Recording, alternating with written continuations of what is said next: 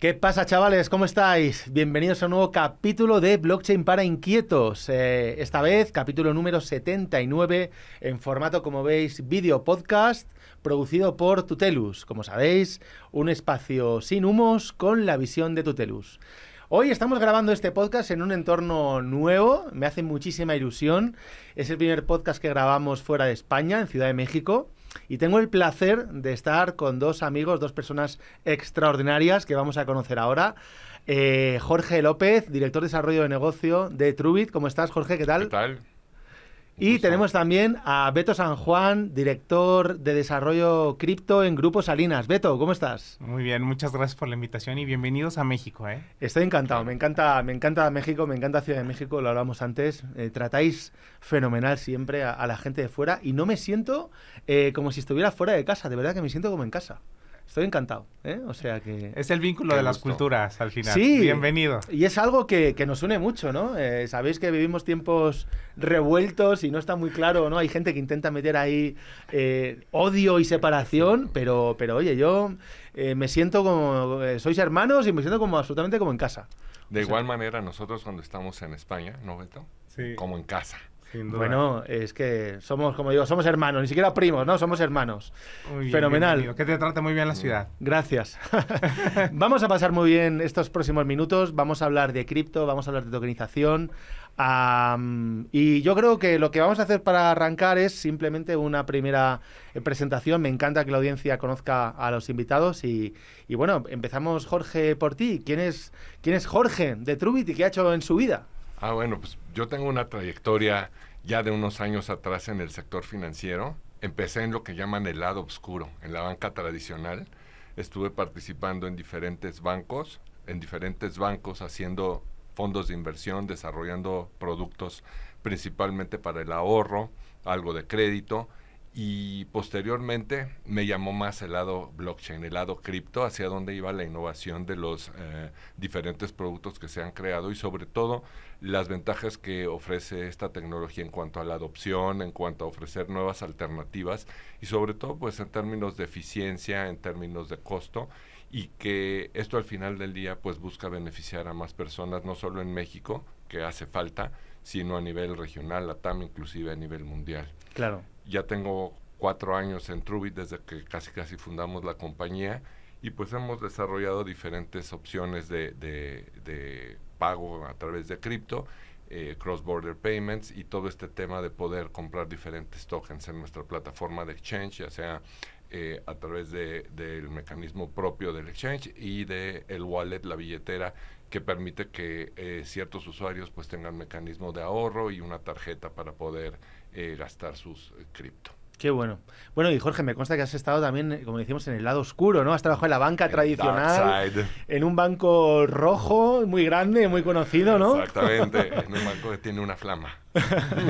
Y además has trabajado también muchos años en España, has estado en España también, ¿no? Así es, Sí. desarrollando, tuve la ventaja o la oportunidad de que diferentes productos que se desarrollaban en México venían promovidos directamente desde casa matriz o desde Inglaterra, lo cual también me permitió tener una visión mucho más global de qué estaba ocurriendo a nivel corporativo en cuanto al desarrollo de producto, hacia dónde iba la tendencia, los mecanismos de inversión que se estaban creando en el mundo y cómo un poco de alguna manera se empezaba a infiltrar el tema de blockchain, aun cuando no estaba regulado en su momento ni en España ni en México, y cómo esto de alguna manera pues iba a generar un revuelo en lo que se venía, no solo el tema de pagos, sino en inversión y en diversificación de portafolios y carteras, ¿no? Qué bueno, fenomenal. Bueno, Beto San Juan, Grupo Salinas, seguro que hay gente que le llama la atención y dice, ostras, Grupo Salinas, cripto, pero cuéntanos sobre Beto. ¿Quién es? ¿Qué ha hecho en la vida? ¿De dónde viene? ¿Y hacia dónde va? Bueno, pues tengo varias facetas, ¿no? Además de ser, soy ingeniero industrial, ¿no? De formación y tuve la fortuna de entrar directo desde mis primeros trabajos a la industria financiera, ¿no? A las finanzas, empezando implementando softwares de lo que le llaman los Enterprise Resources Planning.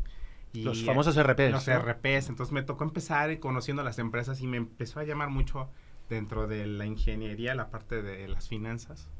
Y tuve la oportunidad de entrar a Grupo Salinas en el 2005, hace 20 años. Toma ya. Entonces, toda mi experiencia la desarrollé dentro del grupo, en el área tradicional, déjame llamarlo también así, área tradicional, de ecosistemas de pago, ¿no? Entonces, remesas, pago de servicios, cross-border payments, la parte del SPAY, ¿no? Los envíos domésticos aquí interbancarios en México, las corresponsalías bancarias, las corresponsalías cambiarias, el negocio de cambio de divisas, también tengo experiencia en cambio al menudeo a retail de dólares, euros, todo lo que cambiamos en nuestras redes sucursales, en Banco Azteca. Entonces, poquitito antes de la pandemia, de repente estudiando, pues siempre aprendiendo y todo, me vine a topar con blockchain. Y como tecnología, pues me apasionó, ¿no? En ese momento dije, esto es una locura, esto es de otra dimensión, ¿no? Conectaste los puntos mentales y dijiste, ostras, esto no es una moda, ¿no? Esto no es algo que haya llegado y que se vaya a ir mañana. Exacto, entonces fue cuando me empecé a estudiar. Yo ya no fui un early adopter, yo ya llegué tarde, ¿no? Ya te estoy hablando de pandemia. Eso es relativo, Pero 2019 nos cae la pandemia y lo que hice fue ponerme a estudiar. Qué bueno. Entonces pude aprender de varias instituciones en México, lo que son asociaciones, ¿no? Blockchain Academy, este tipo de entidades empezando a autoaprender, meterte a diplomados, etcétera, etcétera. Y llega el momento donde nos dan, afortunadamente, nuestro presidente, ¿no? Ricardo Salinas, es una persona bitcoiner, ¿no? Total. De cepa, déjame llamarlo así. Y pues la directriz fue, apliquemos para que en Electra nuestros clientes puedan adquirir mercancías pagando con Bitcoin, usando sus Bitcoins. Fue el primer reto que tuvimos en el equipo. Empecé a formar la unidad de negocio, contratar a la gente, y seguimos entrenándonos, y tuvimos la fortuna de ser uno de los primeros retailers en Latinoamérica en aceptar Bitcoin como forma de pago. Qué bueno. Y bueno, a partir de ahí, todas las iniciativas secundarias, ¿no? Lo que tienen que ver con procesamiento de pagos, las capacidades para ofrecer a nuestros clientes en nuestros canales digitales, la compraventa de activos digitales, obviamente empezando por Bitcoin. Entonces, pues estamos nosotros construyendo esas capacidades para todos nuestros clientes, lo que nosotros llamamos la base de la pirámide, ¿no? Y efectivamente lo estamos viendo como el futuro para nuestros clientes, para que puedan tener reserva de valor, para que puedan tener independencia financiera, libertad financiera. Y desde el punto de vista del grupo, pues nosotros creemos mucho en que si estamos en un ambiente de libertad, ¿no? Se fomenta la innovación, y esta innovación genera que creemos productos buenos para el mercado, se genera una competencia y entonces se genera un bienestar, ¿no? Y ese bienestar colectivo, déjame llamarlo así, nosotros le llamamos prosperidad incluyente, donde se genera un círculo virtuoso, ¿no? Qué bueno. Entonces, es una filosofía del grupo y es lo que nosotros hacemos todos los días ahí en Grupo Salinas. Qué bueno. Mira, has dicho un par de cosas súper interesantes, Beto. Todos hemos tenido la sensación de que llegamos tarde. Y digo todos, ¿eh? O sea, yo me entero de Bitcoin en el 2014. Tengo que reconocer que no lo entiendo. No lo entiendo. Montamos un curso en Tuterus en 2014 sobre, se llamaba, bueno, sigue ahí, ¿eh? Modelos de negocio alrededor de Bitcoin. Y claro, como lo montamos y con un colega y él sabía en ese momento de Bitcoin, dije, ostras, qué interesante. Pero no lo entendí. Cuando digo que no lo entendí, es que si lo hubiera entendido, bueno, me habría hecho la cabeza, clac, clac, clac, esto, reserva de valor, a futuro, bla, bla, bla. No lo entendí. Y no fue hasta 2016, mejor dicho, cuando lo entendí, pero vía Ethereum. Es decir, tuvo que llegar Ethereum blockchain con tokens y la tokenización para que en mi cabeza, ¿no? Siguiendo el famoso discurso de Steve Jobs de conectar los puntos, ¿no? Hiciese ya clac, clac, clac. Ostras, tokenización. Wow, esto lo va a cambiar todo. Hay que irse a muerte a esto. Y a partir de ahí, desde el 17, pues yo estoy ya centrado. Mi vida está centrada en esto, ¿no? Pero fíjate que, aunque tú en 19 piensas que llegas tarde, y la gente que nos esté escuchando hoy y que no esté todavía aquí, pensará que llega tarde. Pero nunca es tarde. para entrar en esto. Porque siempre habrá nuevos activos que salgan, digitales, capaces de capturar valor. Evidentemente podemos haber llegado tarde para pillar el despegue de Bitcoin. Pues claro, pues si ahora están $90.000, pues llegamos a 90.000. Pero da igual, ¿dónde está el límite, no? Pues no lo sabemos. Entonces yo creo que es importante transmitir, ¿no?, a todo el mundo que nos esté escuchando, en ese sentido, un aspecto positivo, constructivo, de que no llegamos tarde. O sea, de que nunca va a ser tarde para introducirse en este mundo, ¿no? No sé qué pensáis, y aparte Jorge. yo creo que la industria es tan joven que el decir llegué tarde, ¿a qué? Si esto empezó hace unos pocos años a tener auge e impulso. Bueno, en realidad lo que estamos naciendo, yo creo que... Es lo que viene. Definitivamente. Sí. Bueno, es que salgamos a la calle, fuera del estudio, y preguntemos a la gente que pase si tiene algún tipo de criptomoneda, qué es la blockchain, qué es la tokenización. Preguntemos ahí fuera y veamos cuánta gente es capaz de respondernos con algo con coherencia. Os lo digo yo, nadie. Entonces, ahí creo que tenemos la respuesta de que si llegamos tarde o no, como bien dices, Jorge, pues no llegamos tarde. Si nadie sabe de esto todavía, ¿no? Entonces, eso es importante. Y el segundo tema que quería comentar es, joder, qué importante es, ¿no? Qué suerte tenéis de tener a alguien como Ricardo Salinas, presidente del grupo, que tuvo la visión de entender esto hace mucho tiempo. Sí. Porque sí, esto visionario. Es así, ¿no? Sin un visionario arriba que introduzca este mandato, pues es muy difícil al final construir lo que habéis hecho. Sí, definitivamente este liderazgo, déjame llamarlo así, que hace que seamos pro innovación, porque también bajo el entendido de que pues nosotros venimos de finanzas tradicionales y entonces también consciente de que tenemos que construir estas capacidades, pero dejando muy claro el rumbo, déjame llamarlo así, ¿no? Sí. Es por un lado. Y por otro lado, que el grupo también, desde su filosofía, desde su propósito, nosotros sí queremos y que la gente sea libre con sus finanzas, que sea libre con su dinero y que con su dinero sea un medio para que logre sus objetivos, sus sueños, ¿no? Entonces, bueno. Esto realmente lo creemos desde la entraña del grupo y así damos préstamos, así fabricamos motos, así vendemos mercancías, pero tenemos la aseguradora, pero tenemos un chorro de industrias alrededor del modelo de negocio que hace que esto suceda. Mira, me encanta esto que comentas. Ahora voy a pasar una pregunta muy concreta para Jorge sobre Trubit y tal, pero es que antes quería fíjate, tío, qué bonito es, ¿vale? Iba a decir que chulo, es una palabra que utilizamos mucho en España. Qué bonito es encontrar entidades con los mismos ideales, ¿no? Precisamente en el tercer libro que escribí, Web3 para inquietos, termino el libro con una reflexión que es que, o sea, yo os la voy a contar porque para que veas cómo estamos delineados, ¿no?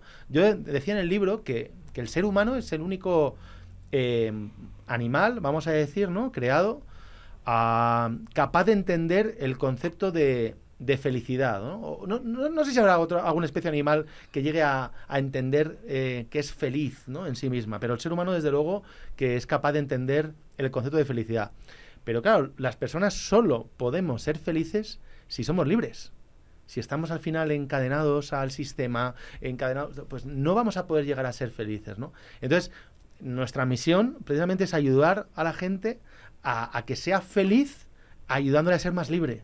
Entonces, por eso la tokenización y las cripto encajan tan bien en esta filosofía, ¿no? Pues una visión muy parecida a la que tenéis, y yo creo que estamos aquí para eso, ¿no? O sea, que es que plantearlo de otra manera no se puede. Es que esa libertad es justo la que también permite que puedas desarrollar todas tus capacidades al 100.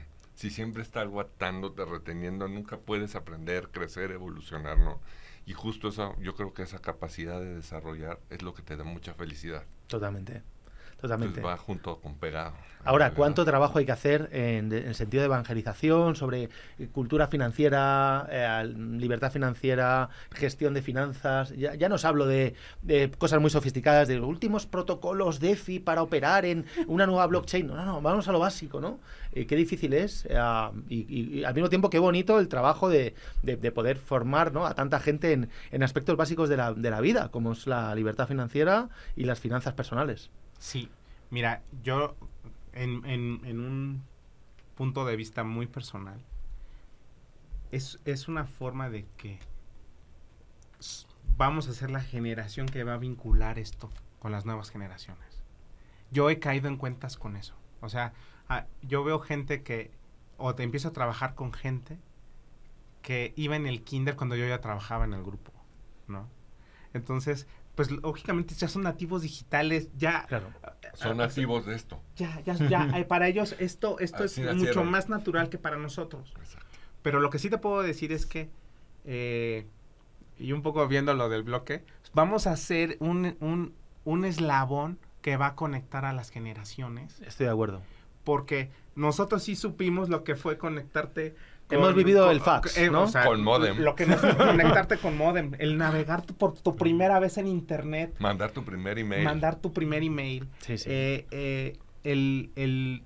Déjame llamarlo, todavía hablar con cable telefónico. Sí, claro. ¿No? Pues claro, El no tener celulares hasta que ya íbamos en la universidad, probablemente. Sí, totalmente. Entonces, es una cosa que ese eslabón va a ser algo que va a marcar un hito en nuestra generación, porque las generaciones de 2000 para acá ya vienen precisamente con otros aprendizajes. Y no quiero entrar en que cuál es el mejor, cuál peor. No. Yo creo que cada quien tiene su momento. Pero sí vamos a ser el vínculo que va a habilitarle a las futuras generaciones estas nuevas finanzas. Estoy completamente de acuerdo. Forma de administrar. Por lo tanto, tenemos una responsabilidad bestial, ¿no? Nuestra generación en esto, en unir el mundo antiguo con el mundo nuevo. Exacto. Sí, Y sí. a las herramientas tecnológicas. Y también para nosotros es un reto. Claro. Porque hay gente que... A mí me sorprende ver a compañeros de mis hijos, amigos de mis hijos, con 8 años, cómo manejan los dispositivos electrónicos, cómo manejan las plataformas de comunicación remota. Mejor que cualquiera Pero de justo nosotros. aquí es donde hay una oportunidad mucho en lo que también estás haciendo tú en tu TELUS en cuanto a la educación temprana. A las generaciones que comenta Beto, que son tan susceptibles a entender, a captar el mensaje, que ya están familiarizados con la tecnología. El decir, oye, mira, hay blockchain, y hay cripto, y puedes pagar, y puedes empezar a ahorrar, y puedes tener una mente disruptiva en cuanto a lo que históricamente ha venido pasando en las generaciones anteriores. Absolutamente. Totalmente. Y es ahí donde el papel que las compañías que nosotros representamos juegan un papel preponderante. El educar, el sembrar la semillita en un momento temprano, que los casos de uso más frecuentes vayan siendo familiares en todas estas personas, es medular. De tal manera que, como tú comentas, Beto, que cuando este eslabón vaya avanzando, en 1 o 2 generaciones, esto que sembramos desde ahora, ya sea el común denominador. Exacto. Y la forma de trabajar. Totalmente. Y ya no sea como algo etéreo que ocurrió, que puede pasar, sino que ya es una forma de vida. Totalmente. Jorge, y en ese sentido cuéntanos, porque al final Trubit nace para eso, ¿no? Entre otras cosas, pues para cubrir ese gap, ¿no? De necesidad de producto, decías antes. Trubit, ¿lo podemos considerar un exchange, un CEX, o es algo más amplio? Somos un exchange centralizado. Empezamos con ese racional o ese modelo de negocio hace 4 años. Posteriormente sacamos el wallet y ahora recién hemos lanzado un modelo de negocio un poco más basado en el uso de stablecoins como un mecanismo de pago transfronterizo. Y es algo que nos ha permitido crecer de manera importante y a diferencia de lo que platicábamos en cuanto a lograr la adopción en el mundo retail y en los usuarios más jóvenes, aquí estamos encontrando un reto súper interesante que es la adopción, pero en el caso de empresas. Empresas que tienen un dolor en cuanto a poder realizar pagos, en poder tener una tesorería global, subir y bajar recursos o inclusive invertir en algún stablecoin y tener un retorno y que esto pues a la larga les genera un beneficio muy tangible en cuanto a costos y eficiencias.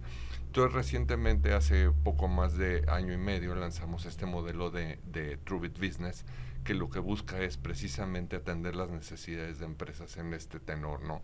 El poder realizar pagos en diferentes partes del mundo, Hong Kong, Europa, los diferentes países de LATAM, Estados Unidos.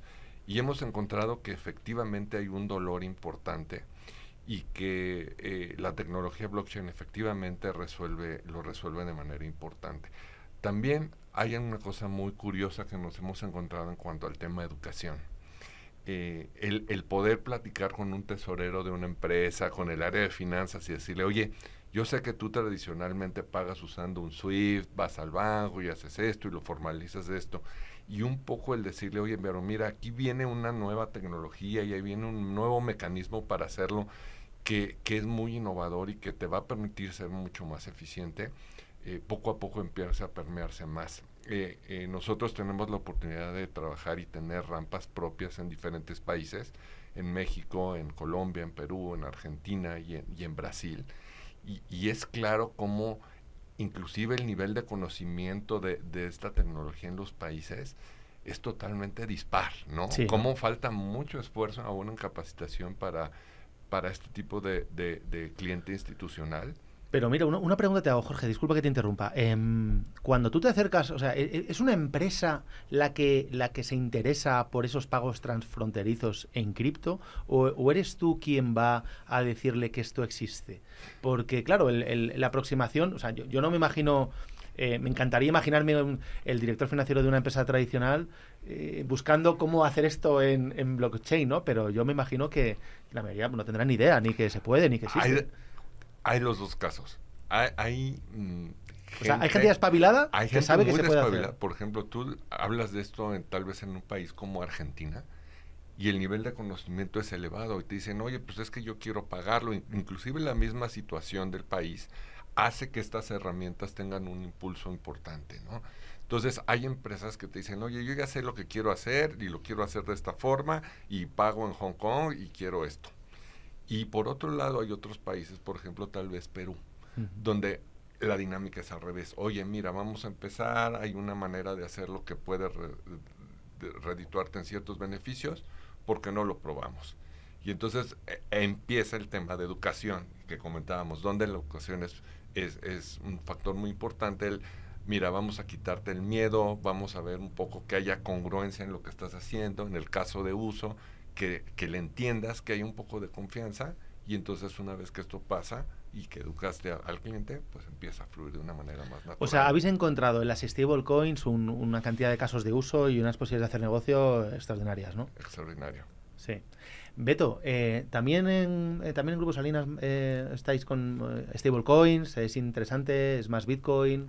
¿Cómo? No, una cosa llevó a otra, déjame decirlo así. Realmente creemos en las stablecoins también como mecanismos, un poco, déjame llamarlo así, para reducir la volatilidad que te generan los otros activos digitales, que claro. Yo creo que esa es la principal ventaja de las stablecoins, porque pues al final de cuentas, mucho de esto ante la especulación o ante la incertidumbre que puede generar el tener ciertos activos en el portafolio, déjame llamarlo así, pues un stablecoin, pues al final está vinculado generalmente al dólar, o puede estar vinculado a otras, pero efectivamente sí, ¿no? Para nosotros también vemos los pagos internacionales como una gran oportunidad de negocio, porque también las condiciones de México son muy favorables para eso.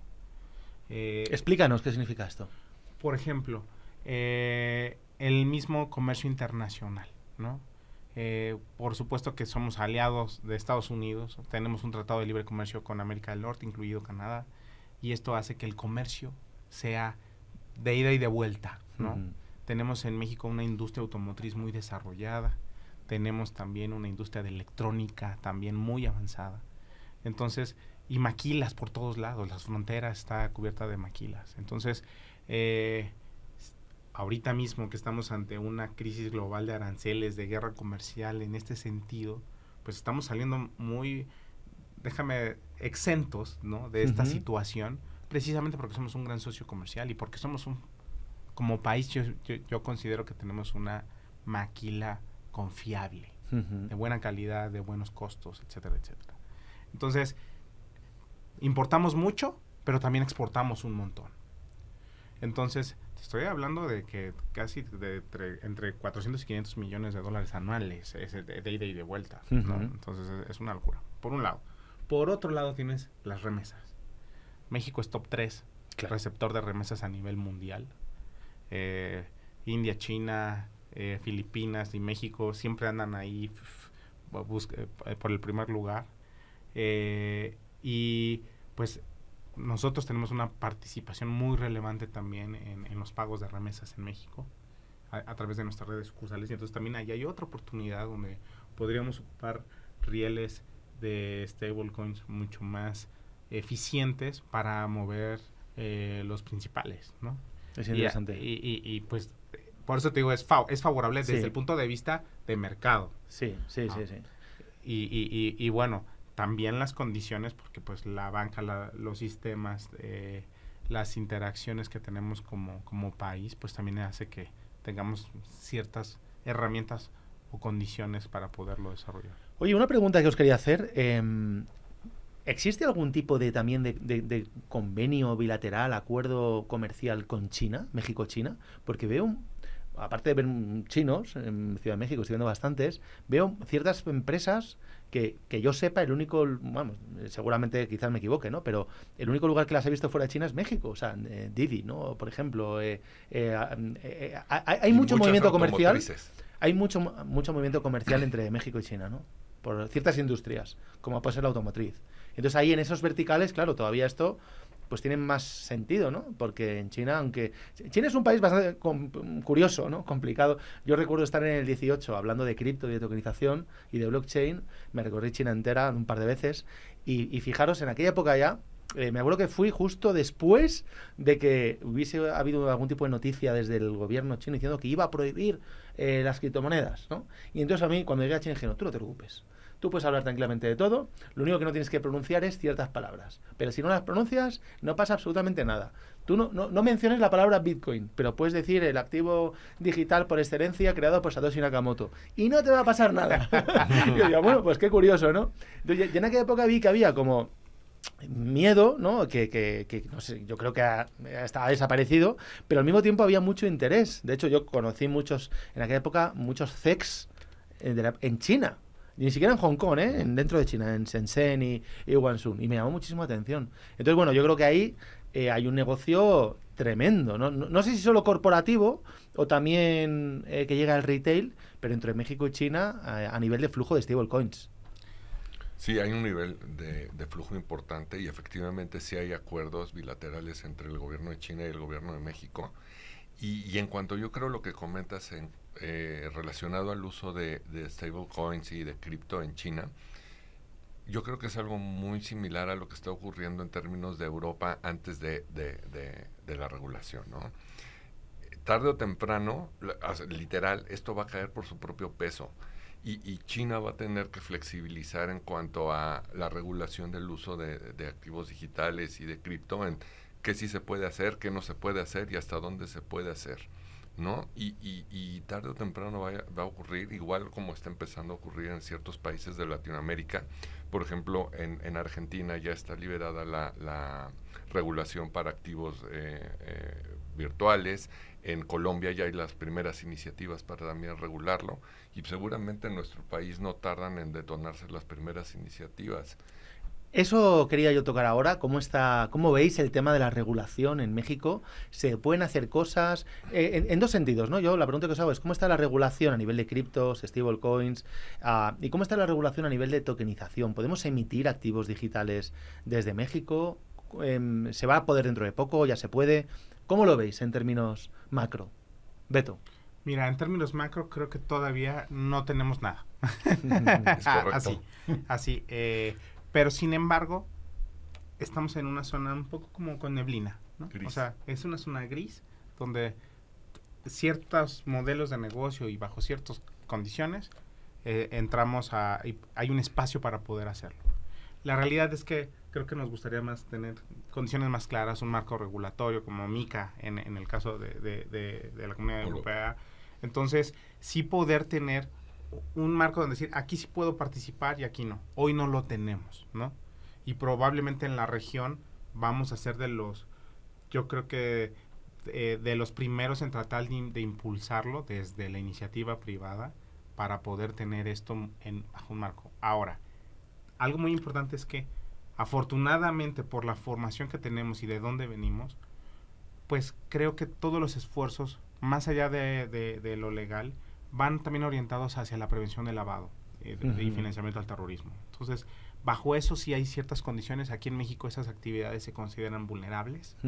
Entonces, al ser una actividad vulnerable tienes que tener un permiso especial, pero además tienes que dar avisos. Entonces, en ese sentido, informamos a la autoridad por ser una actividad vulnerable.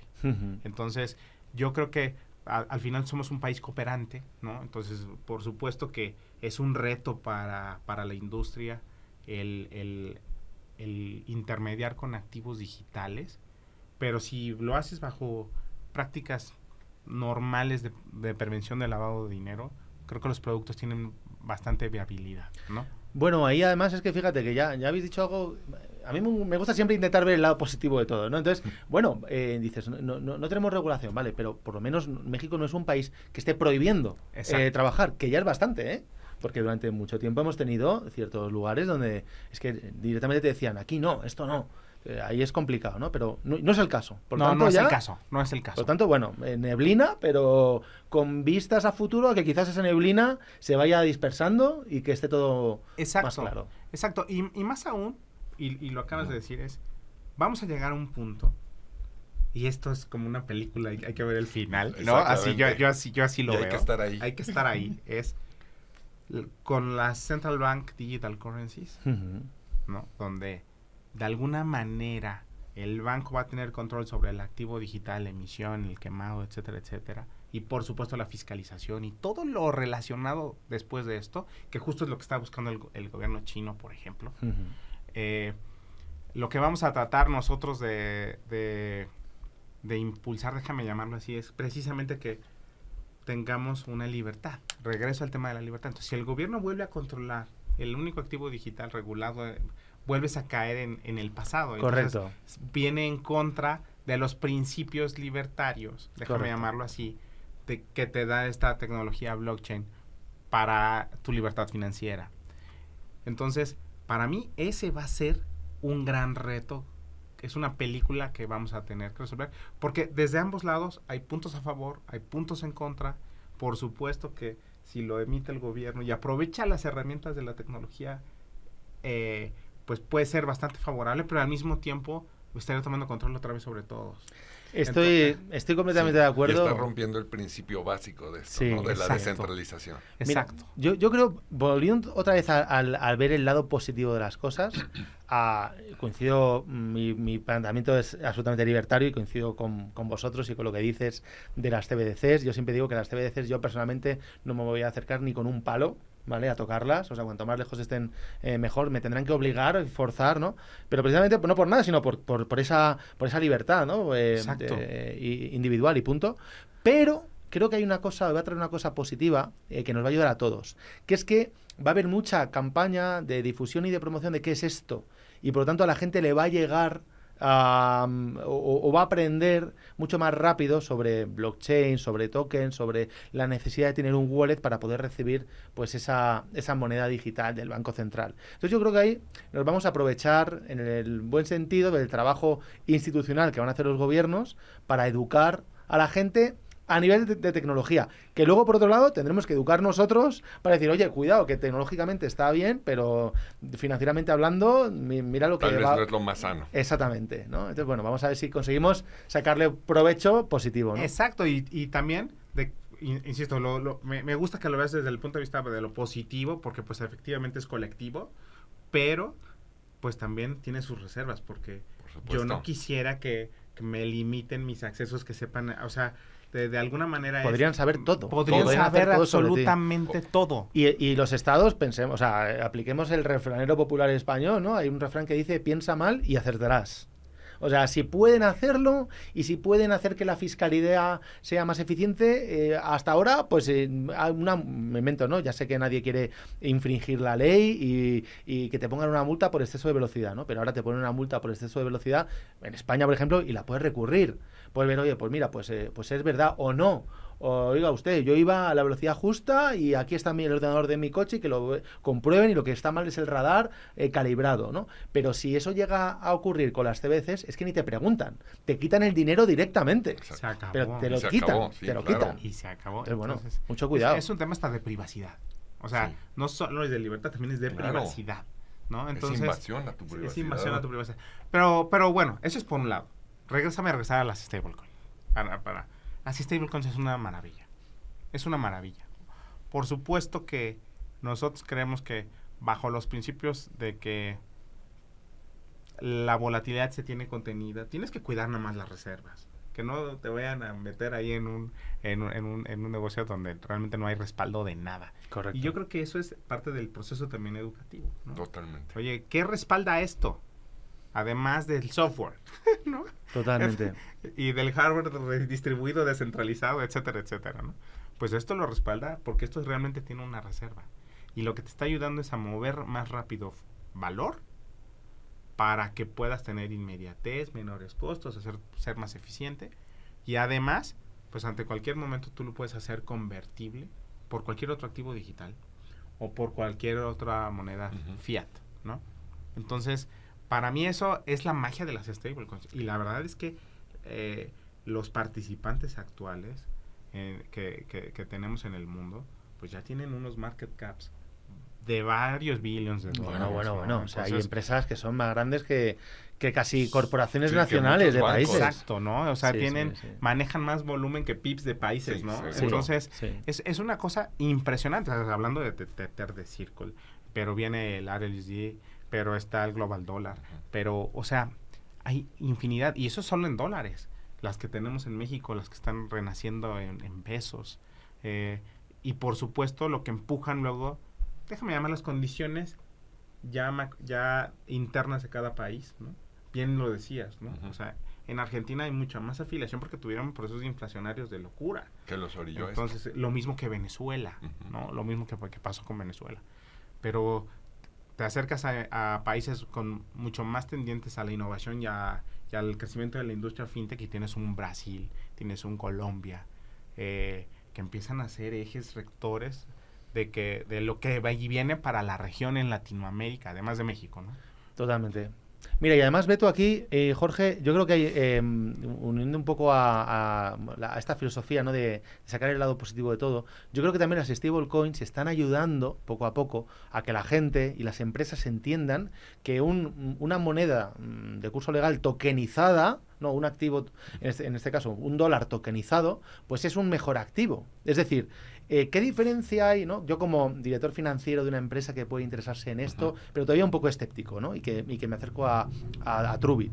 Y le digo a Jorge, oye, pero si yo tengo dólar, ¿qué diferencia hay de tener eso a tener el dólar tokenizado? Y digo, ostras, la diferencia es enorme. O sea, ya no solo porque te vaya a llegar antes el dinero, eficiencia, bla, bla, bla, sino porque puedes tener ese dinero produciendo rentabilidad también en el mundo DeFi, ¿no? Entonces yo creo que cuando el financiero de turno entiende la potencia que tiene las stablecoins por la rentabilidad que se le puede sacar trabajándola un poquito en ciertos protocolos DeFi, que por cierto es algo que los grandes fondos de inversión tienen clarísimo, ¿no? BlackRock hace un par de semanas dijo Larry Fink que pensaban tokenizar toda su cartera entera.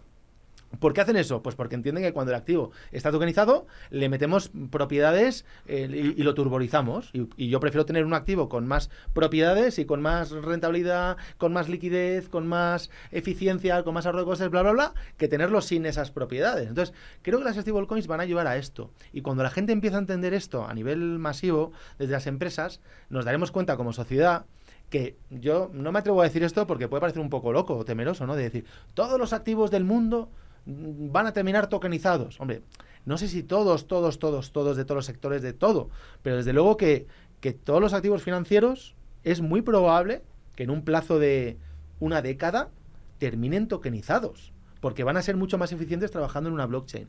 Entonces esto va a ayudar mucho, creo yo, después de lo que es el mercado de las criptomonedas como tal, que empiece a consolidarse el mercado de la tokenización en general, que es un poquito más complejo de entender, porque la gente no entiende la diferencia de un token, una criptomoneda y tal, pero desde luego que tiene un potencial de creación y de mejora de eficiencia empresarial absolutamente tremendo. No sé qué pensáis al respecto. ¿Sabes qué? Yo que veo ahí, eso que siempre se ha discutido en nuestra industria, ¿dónde está la verdadera adopción? Cuando estás usando esto y no sabes qué está pasando detrás. Oye, es que detrás hay un stablecoin, hay un blockchain, hay una cadena, lo que sea, pero en realidad tú estás usando la practicidad del caso de uso tal cual. Entonces yo creo que el stablecoin justo permite eso. Oye, pues estoy usando un dólar digital, si corre en una red, si está tokenizado, no importa. Yo estoy haciendo un pago y estoy cumpliendo con un objetivo, me está dando una rentabilidad y estoy subsanando un dolor que tengo en mi operativa como empresa todos los días. Y yo creo que eso al final del día es la verdadera adopción en términos de, por ejemplo, cuando tú abres tu teléfono con Face Recognition, no sabes qué tecnología hay detrás, si hay un algoritmo. Igual aquí, oye, pues yo estoy pagando con un stablecoin, me dijeron que es un dólar digital y pues le está llegando a mi destinatario. de manera exitosa y rápido. Cool. Estoy de acuerdo. Absolutamente. Mira, hay una analogía buenísima. El CEO de Circle, Jeremy Allaire, él estaba platicando una vez con él, ¿no? Y me decía, es que esto al final de cuentas el objetivo es que sea como el correo electrónico. Una cosa, y él decía, tú no sabes que hay atrás de mandar un correo electrónico, pero lo usas todos los días. Llega. Y lo usas todos los días. Cumple su objetivo, sí. Esto es lo que buscamos que pase con las stablecoins. Totalmente. Entonces, es súper relevante esto porque, pues no nos interesa, o sea, lo ingenieril, lo del software, la tecnología las piezas de código. Sí. Ojalá se llegue a un punto donde sea prácticamente una caja realmente negra y donde tú tengas una entrada por aquí, una salida por acá y tengas el valor.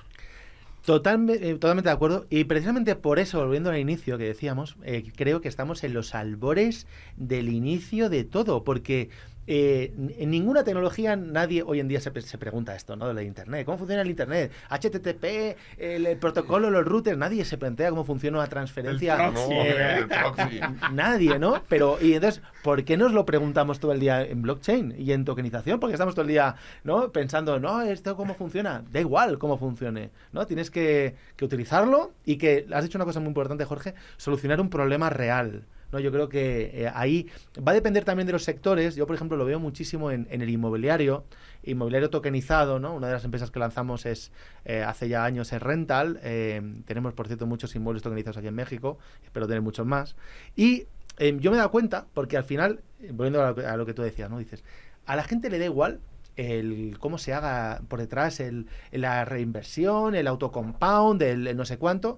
¿Yo qué rentabilidad puedo obtener invirtiendo en un inmueble normal, de toda la vida?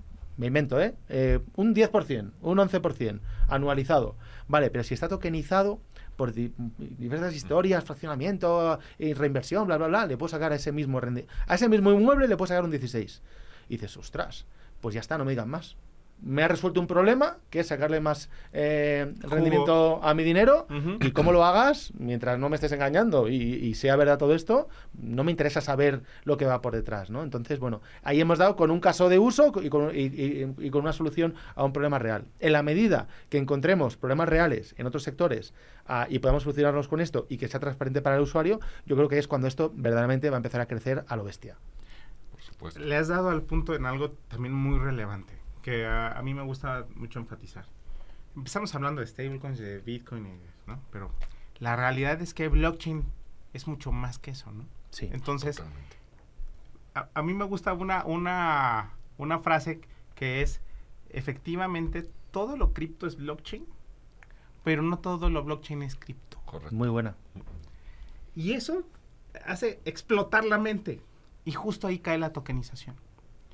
La tokenización es un caso de uso de la tecnología blockchain que no tiene que ver directamente con las cripto. Eso es. Y ese es el aprovechamiento de la tecnología. Por supuesto. Y eso es lo que hoy podemos tener trazabilidad completa de las transacciones, podemos tener trazabilidad completa de los metros cuadrados, podemos tener trazabilidad completa del reparto de un certificado, de un NFT.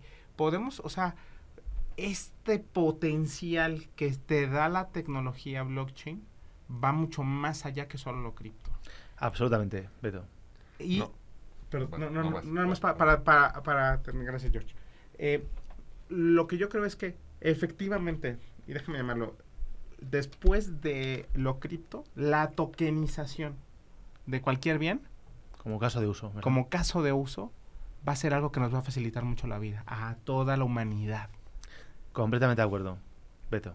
Por supuesto. No, lo que pasa es que en el tema de tokenización de bienes inmuebles, esto es rompedor totalmente en el tema de cómo creas un portafolio inmobiliario, en el que yo esté en México y diga, oye, pues quiero tokenizar y quiero tener propiedad en un departamento en Florida, pero me gusta algo en Cartagena, pero me gusta un departamento en Tokio, y que puedas tener una diversificación de bienes inmuebles a nivel mundial, que tradicionalmente era, oye, pues es que si yo quiero tener inversión en real estate, pues voy y compro un departamento, algo, voy, lo rento, y se acabó. Y ahora puedes tener, literal, un portafolio global de bienes inmuebles a través de la tokenización.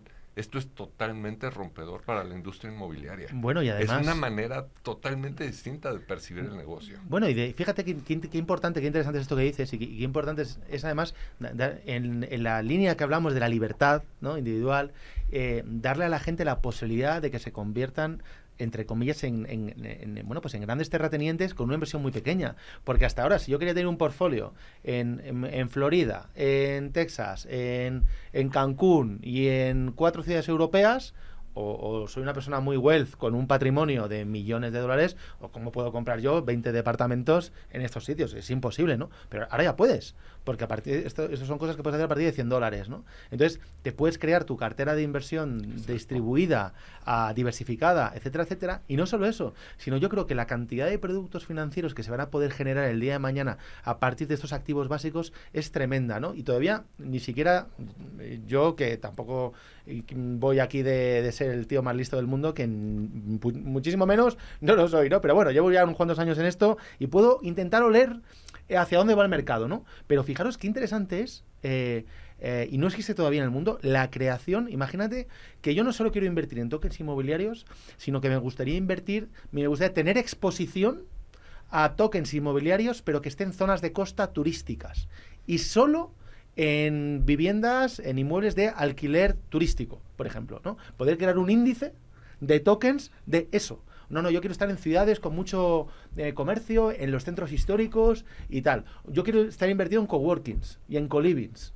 Yo quiero estar invertido en industrial, en desarrollo de suelo. Ostras, es que ya no solo es el token, sino es... que solo sea pet friendly. Es la leche, que sean ecológicos. Por ejemplo, que sean verdes. O sea, llegas a este nivel de hiperpersonalización que está tan en auge ahora, de oye, a mí solo me interesa esto porque va de acuerdo a mis intereses. Exactamente. Y lo que me gusta. Exactamente. Entonces yo creo que aquí las posibilidades que vamos a tener en los próximos años pues son tremendas, ¿no?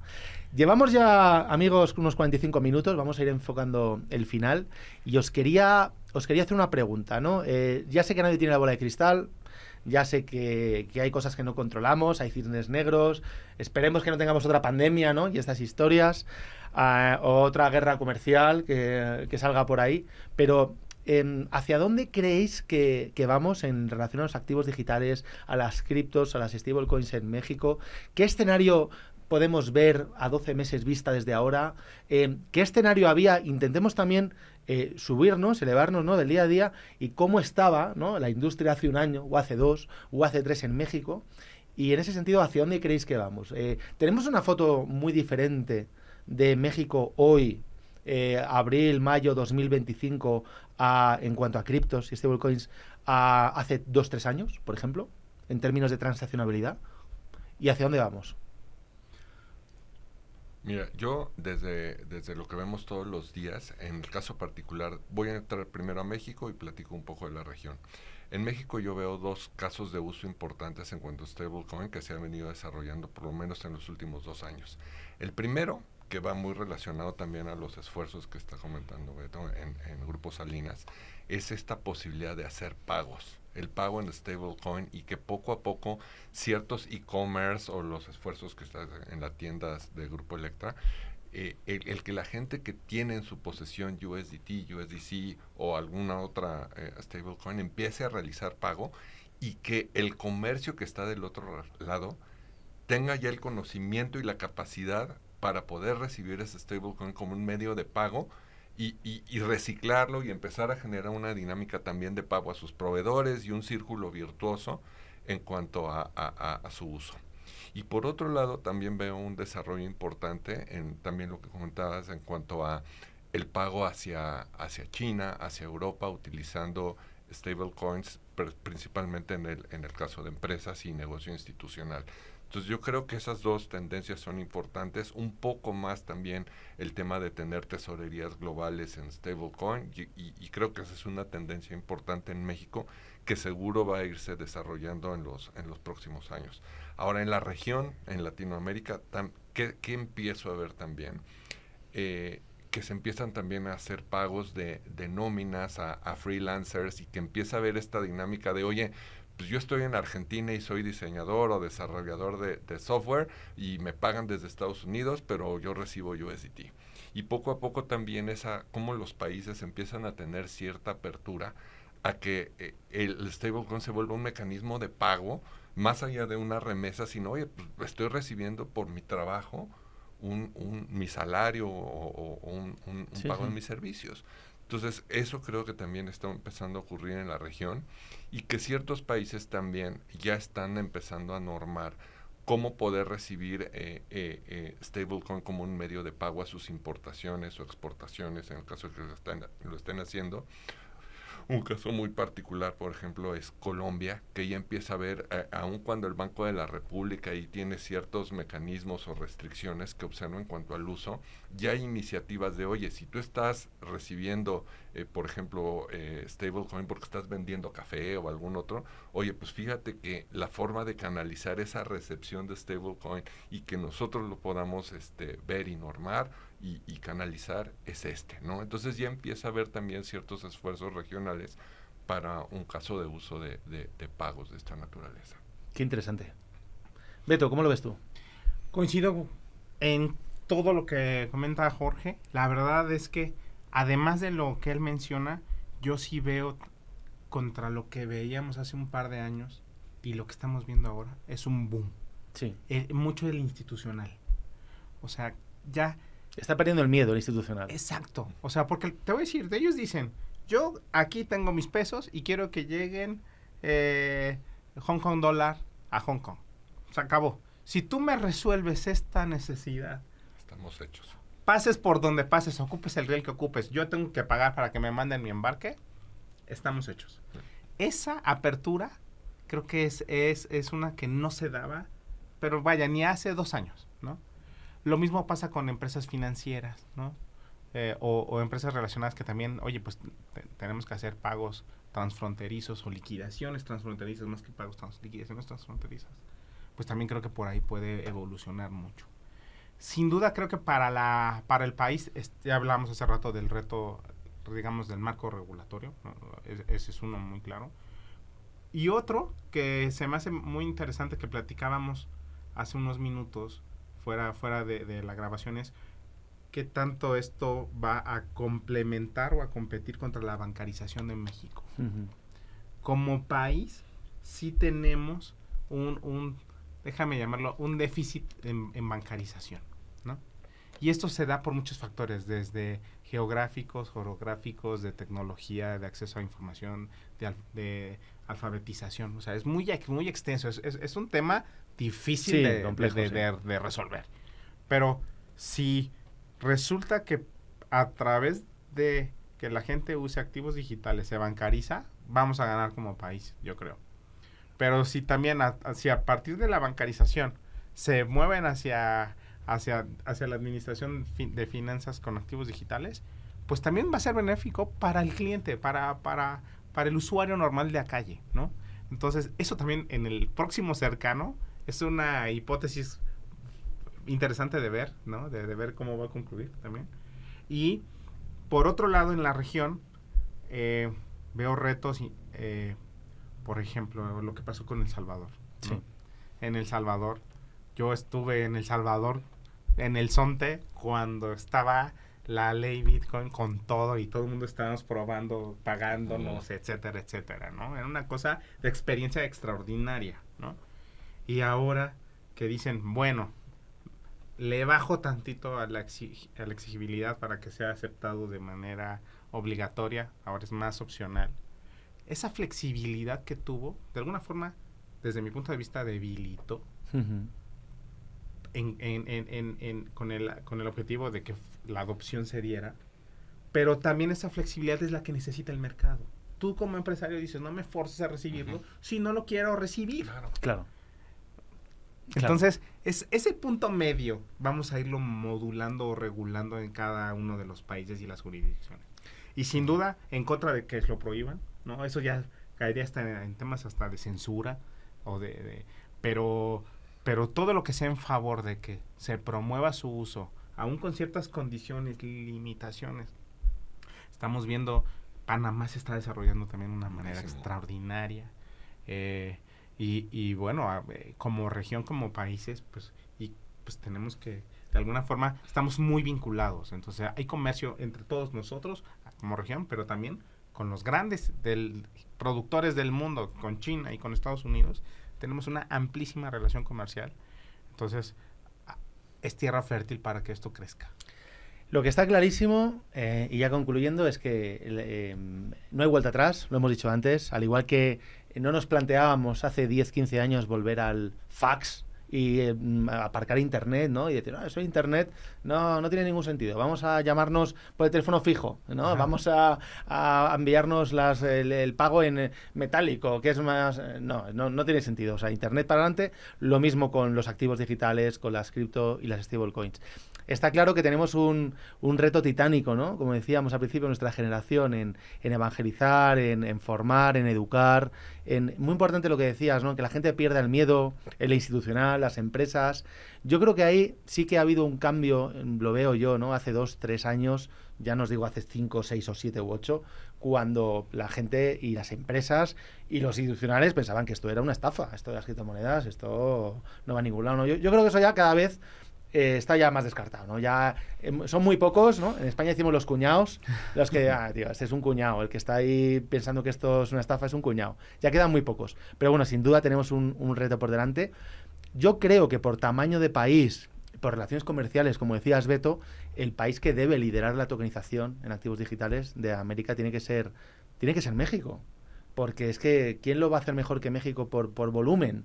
Y por operaciones, por empresas, por emprendedores, por oportunidades de negocio, tiene que ser, ¿no? Entonces, nosotros desde Tutelus, con nuestro granito de arena, pues intentaremos contribuir a eso, a desarrollar ecosistema y bueno, y vamos a ver si entre todos pues conseguimos hacer de la región pues una de las más importantes del mundo, ¿no? ¿Qué paso estamos? Claro que Seguro sí. Así será. Así será.